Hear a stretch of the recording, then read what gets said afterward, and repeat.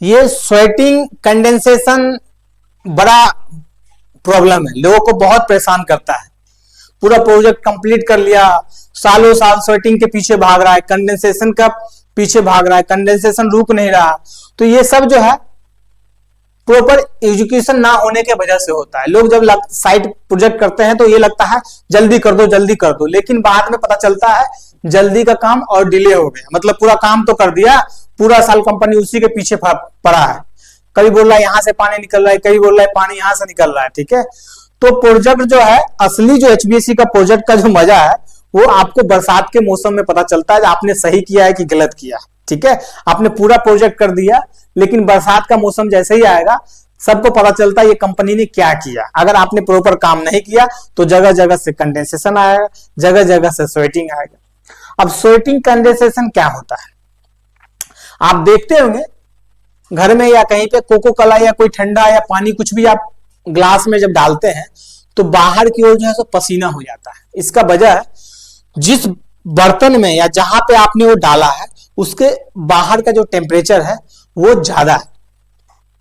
ठीक है, तो इसलिए जो है वो ठंडा जो है उसके ओर गर्म की ओर जाने की कोशिश कर रहा है। ठीक है, मतलब बहुत ज्यादा गर्म चीज है और कम ठंडा है तो गर्म चीज का जो गर्म है एनर्जी है वो ठंडे की ओर जाती है, लेकिन बहुत ज्यादा ठंड है और कम गर्म है तो वो ठंडापन जो है गर्म की ओर जाने की कोशिश करती है। तो यही चीज होता है स्वेटिंग और कंडेंसेशन। ठीक है, अभी क्या है, ये मान लीजिए डक्ट है, आप बोल रहे हैं डक्ट के ऊपर तो इंसुलेशन है ही नहीं। जैसे ग्लास के ऊपर आप चारों बगल से एक इंसुलेशन, एक अच्छे डेंसिटी का कपड़ा लगा दीजिए, पूरा पैक कर दीजिए। ठीक है, फिर अंदर कोको कोला डालिए और थोड़ी देर बाद उसको खोलिए, देखिए कंडेंसेशन नहीं रहेगा, बाहर कंडेंसेशन नहीं आएगा, क्योंकि बाहर के हीट से उसको मतलब ही नहीं है, पता ही नहीं चल रहा बाहर क्या हीट है, क्योंकि उसके बॉडी को आपने कवर कर दिया। तो ऐसे ही क्या करते हैं, इसके बॉडी को लोग कवर कर देते हैं। ठीक है लेकिन कई लोग क्या करते हैं, बॉडी को कवर ना करके अंदर से कवर कर देते हैं ताकि बाहर का टेम्परेचर इसको पता चले लेकिन अंदर का टेम्परेचर इसको पता ना चले। ठीक है, तो उससे क्या होता है, तब भी कंडेंसेशन नहीं होता है। लेकिन ये जो कंडेंसेशन है आपने अंदर एकॉस्टिक अच्छे से किया, इंसुलेशन अच्छे से किया, लेकिन कहीं माइनर सा होल छोड़ दिया, समझ रहे, कहीं माइनर सा होल छोड़ दिया। अब वो होल क्या करेगा, बाहर के एनर्जी को फिल करके अंदर जाएगा। कहीं आपने ज्वाइंट किया, इंसुलेशन बीच में गैप रह गया, अब वहां का जो कोल्ड है, अंदर का जो कोल्ड एयर है उस ज्वाइंट के थ्रू इस डक्ट के टच में, रिलेशन में। ठीक है, अब रिलेशन में है तो वो क्या करेगा, बाहर के टेम्परेचर को महसूस करेगा, गर्म है तो जैसे ही अंदर ज्यादा ठंडा होगा वो बाहर आने की कोशिश करने लगता है। ठीक है, गर्म की ओर, और वो कंडेंसेशन पूरे डक्ट पे हो जाता है। समझ गए बात, तो यही है कंडेंसेशन।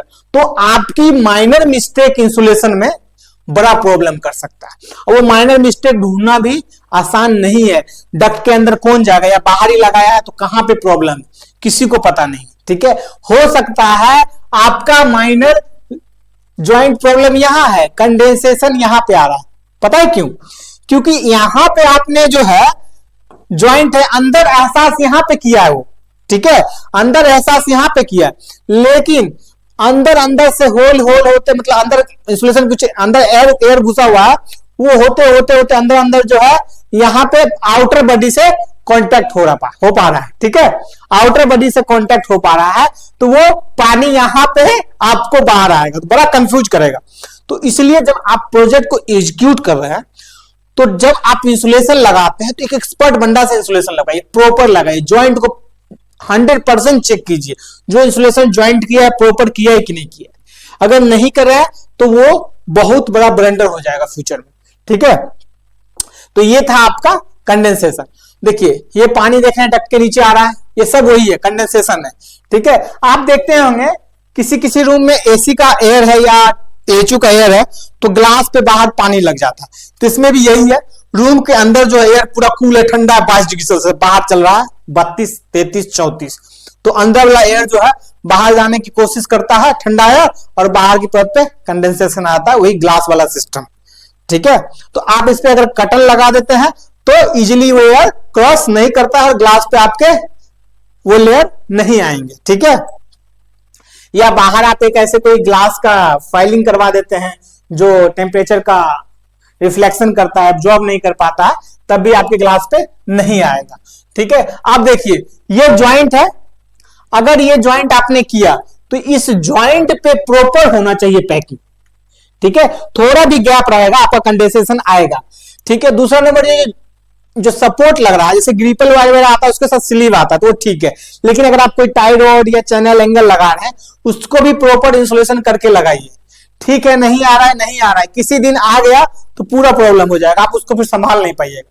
ठीक है, तो सपोर्ट में भी आप इंसुलेशन लगाइए। ये देखिए ग्रिल, अब ग्रिल में क्या होता है, पूरे जगह तो ठीक है, ग्रिल में इंसुलेशन नहीं है, तो क्यों नहीं है और क्यों आ रहा है कंडेंसेशन इसके पॉइंट पे, आपको पता है?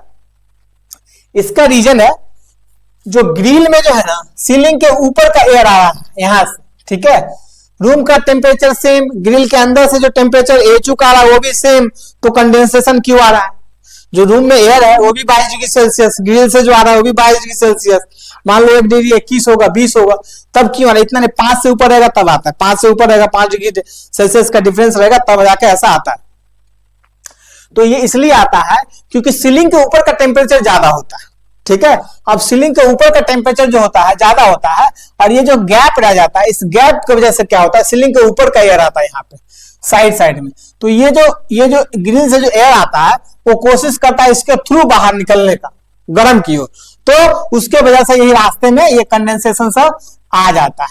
तो ये प्रॉपर पैकिंग होना चाहिए जब आप ग्रिल लगा रहे हैं। दूसरा नंबर, जब आप ग्रिल लगा रहे हैं तो ग्रिल जब लगा रहे हैं तो मान लीजिए आपका ये डक्ट है, ठीक है, तो ग्रिल का जो पोर्शन है ना ऐसे अंदर से होना चाहिए, डक्ट के अंदर से ऐसे होना चाहिए। ठीक है, ऐसा होना चाहिए ग्रिल का पोर्शन,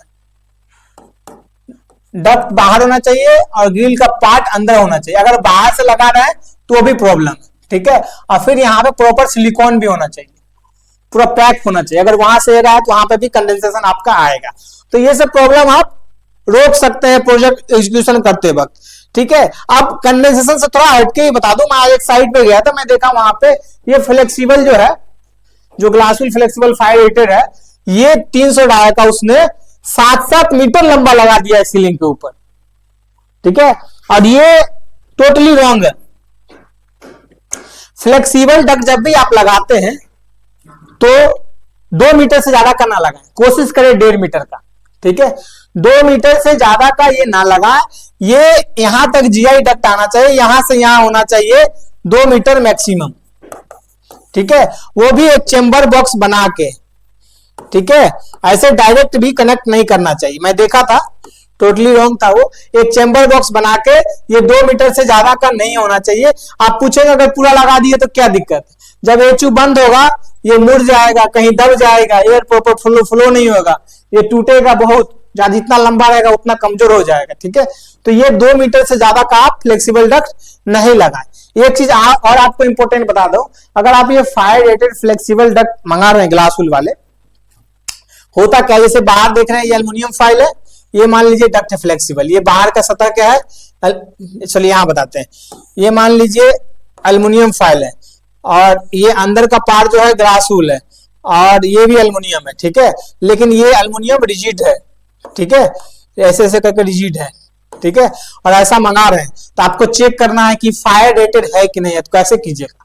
कुछ नहीं करना है, इसको लेना है और थोड़ा सा माचिस या लाइटर लेना है और आग लगा के देखना है, अगर जल गया तो फायर रेटेड नहीं है, नहीं जला तो फायर रेटेड है, आप अप्रूव कर दीजिए।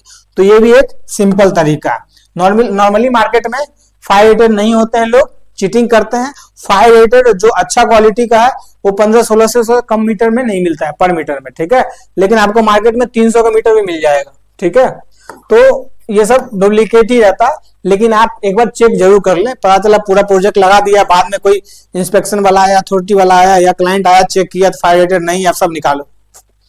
ठीक है, अब पता चला 1500 बचाने के चक्कर में 15,000 चला गया। तो ये चीज आप ऐसे चेक कर सकते थे। अगर आपको ये अच्छा लगा कंडेंसेशन का टॉपिक और ये फ्लेक्सिबल वाला, तो आप सब्सक्राइब कर लीजिए और कमेंट करके हमें बताइए जो क्या अच्छा लगा। अगर जो अच्छा नहीं लगा वो भी आप मुझे कमेंट करके जरूर बताइए। कुछ छूट गया है तो वो भी कमेंट करके आप मुझसे जरूर पूछिए। धन्यवाद।